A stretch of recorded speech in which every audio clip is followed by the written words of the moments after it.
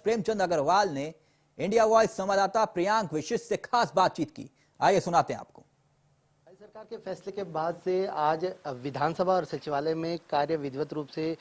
शुरू हो गया है। उत्तराखंड विधानसभा के अध्यक्ष प्रेमचंद अग्रवाल जी हमारे साथ मौजूद हैं। सर, आज से पूरा कामकाज शुरुआत हो गई है। किस तरीके से आप लोग दिशा निर्देश दे रहे हैं, क्या लाइन ऑफ एक्शन आप लोग रख रहे हैं? देखिए, जिस प्रकार से आज तमाम हमारे उप सचिव है उसके ऊपर के अधिकारी आज विधानसभा में उपस्थित हैं, मैं कह सकता हूं कि जब 25 तारीख को यानी 25 मार्च को हमारा विधानसभा का बजट सत्र यहाँ पर ही संपन्न हुआ था, तो उस टाइम के बहुत से ऐसे काम थे हमारे जो अधूरे रह गए थे। आवश्यक कार्य हमने निपटाए थे क्योंकि बजट बहुत हमारे लिए ज़रूरी एक सत्र होता है,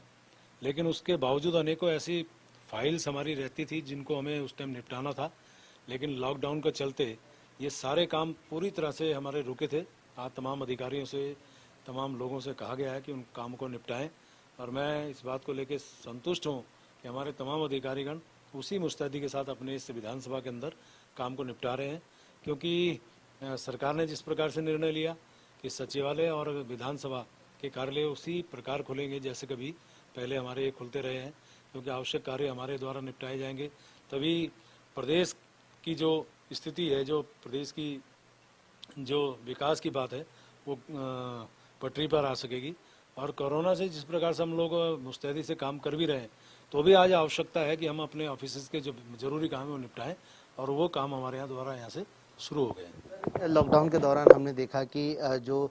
कोरोना को लेकर जो लाभप्रद दवाइयों के प्रोडक्शन को लेकर है, आपने आईडीपीएल से के प्रशासन से और भारत सरकार से भी बात की। क्या वहाँ से रिस्पांस मिला, और क्या उसके बाद आप लोग आगे बात हुई, चाहे प्रधानमंत्री कार्यालय में हो या जो स्वास्थ्य मंत्रालय? देखिए, जो मेरे विधानसभा क्षेत्र में आईडीपीएल एक फैक्ट्री है जो जीवन रक्षक दवाइयाँ आज तक बनाती रही है। 1961 में स्थापित ये जो कारखाना था, जिसमें हजारों लोग वहाँ पर काम भी करते थे, और अनेकों ऐसी दवाइयाँ उस प्लांट में बनती थी और पूरे देश की उसके माध्यम से रक्षा और होती थी। मैं समझ सकता हूँ कि चाहे वो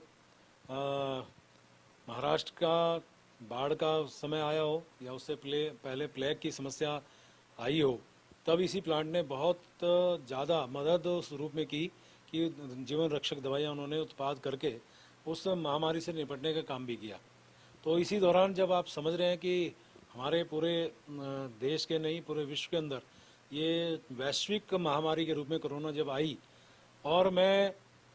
देख रहा था जिस प्रकार से हमारी विश्व की महाशक्ति के रूप में अमेरिका ने मांग की हमारे देश से,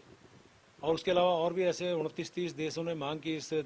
भारत से कि क्लोरोक्विन यहाँ से वो लें, यानी कि उनको निर्यात किया जाए ताकि इस महामारी से मुकाबला किया जा सके। और मैं समझ सकता हूँ, हालांकि इसका अभी स्टॉक बहुत पर्याप्त मात्रा में है। जब मुझे लगा कि ये हमारा जो कारखाना है ये क्लोरोक्विन बना सकता है, मेरे वहाँ के जीएम से बात हुई, अन्य अधिकारियों से बात हुई, उन्होंने कहा कि हमारे यहाँ पूरा प्लांट तैयार है, मशीनरी पर्याप्त है,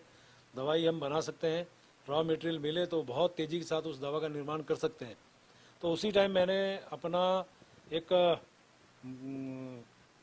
पत्र बना के मैंने माननीय स्वास्थ्य मंत्री जी को फैक्स किया, माननीय अपने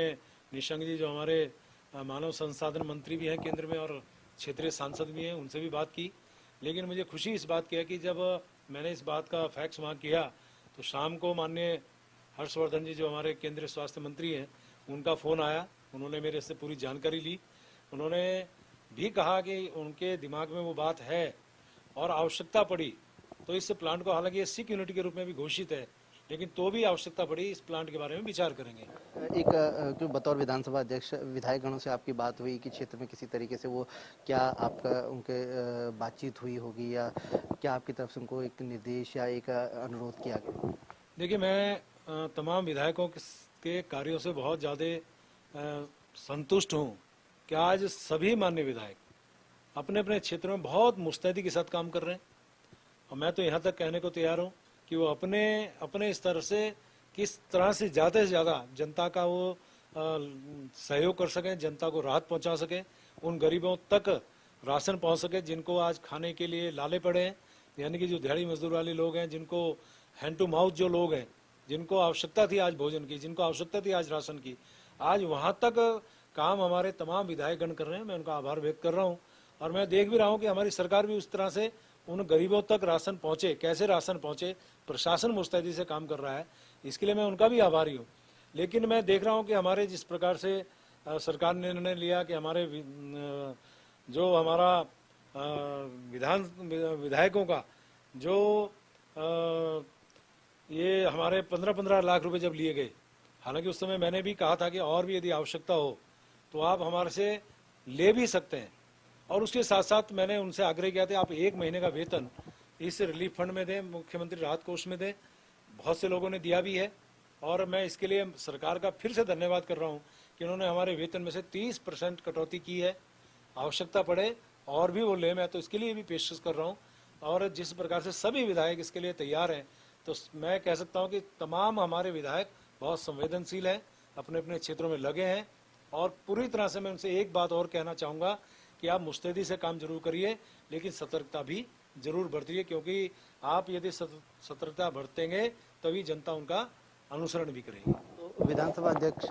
का स्पष्ट तौर पे कहना है कि जो सरकार ने जनप्रतिनिधियों यानी विधायकगणों के वेतन में कटौती की है, अगर जरूरत पड़े तो और भी बढ़ चढ़कर जो और भी वेतन अगर कटौती करनी हो या उसका और भी अंश कटौती करनी हो तो वो तैयार हैं।